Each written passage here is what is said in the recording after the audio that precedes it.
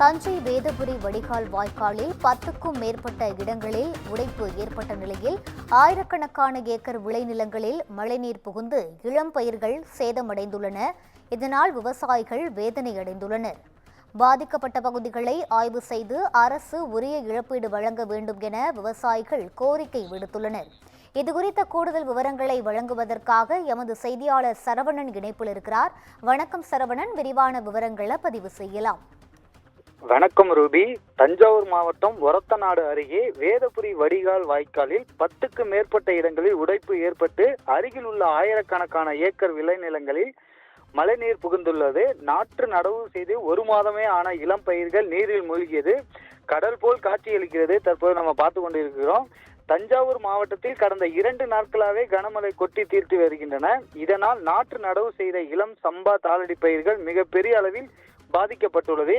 இதேபோல் தஞ்சாவூர் மாவட்டம் ஒரத்தநாடு அருகே திருநல்லூர் கிராமத்தில் உள்ள வேதபுரி வடிகால் வாய்க்காலில் அதிக அளவு மழைநீர் செல்வதால் 10க்கும் மேற்பட்ட இடங்களில் உடைப்பு ஏற்பட்டுள்ளது.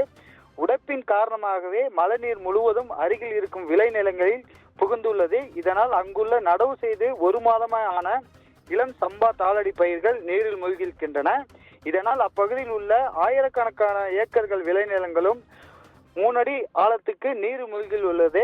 நடவு உரம் என ஏக்கருக்கு 30,000 வரை செலவு செய்திருக்கின்றன. கதிர் வரும் நிலையில் இந்த மழை பாதிப்பு காரணமாக பயிர்கள் முற்றும் அழுகும் நிலையில் ஏற்பட்டுள்ளது. விவசாயிகள் தெரிவிக்கின்றது என்னவென்றால், இந்த வாய்க்காலை தூர்வார வேண்டும் கூறி பலமுறை மனு அளித்துள்ளன அதிகாரியிடம். உரிய நடவடிக்கை எடுக்காத காரணத்தினால்தான் இந்த பாதிப்பு ஏற்பட்டுள்ளதாக விவசாயிகள் கூறி வருகின்றன.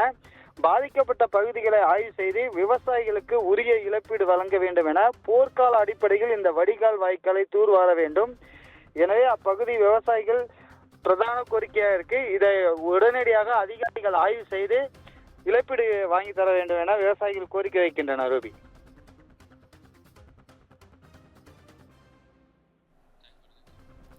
விவரங்களை வழங்கியமைக்கு நன்றி சரவணன்.